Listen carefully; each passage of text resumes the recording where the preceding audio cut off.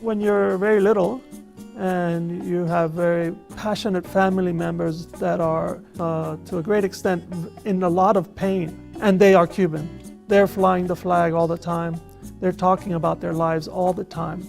What child would individually, independently claim to be anything else but Cuban? And I'm from an exiled family that was politically unappetizing, but I'm personally a product of the United States. And this gets to maybe a deeper question of why people like myself in Miami, we still refer to ourselves as Cuban, especially when you're young. Just make you feel more patriotic to a history that you have no idea of. You have no connection to, you didn't experience anything, only story and photography. I found it difficult to connect photographs to reality.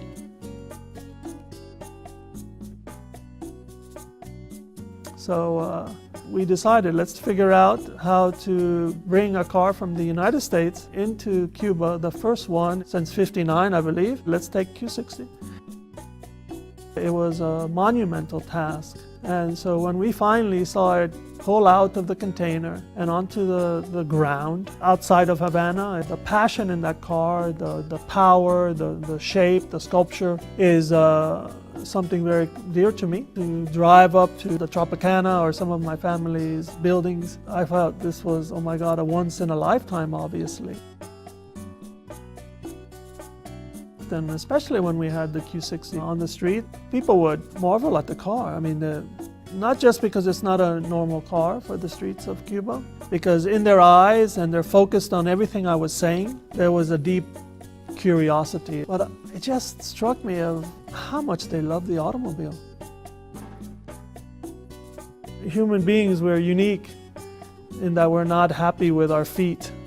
We lack a patience. So we jumped on the horse. And then we became frustrated with the speed of the horse, so we made the automobile. So the automobile became this kind of manifestation of all of our ambitions to go beyond our own abilities.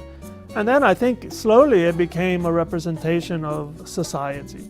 I believe that an automobile is about the dreams of a culture.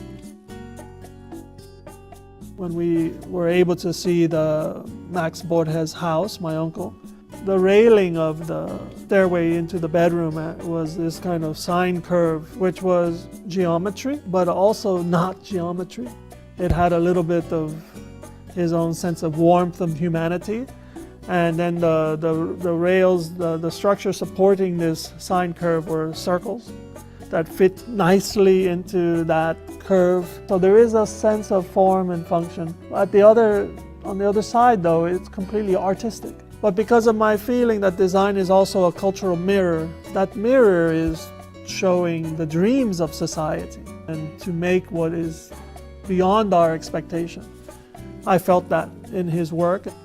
I left Cuba with this sense of, oh, I feel some synergy with my uncle.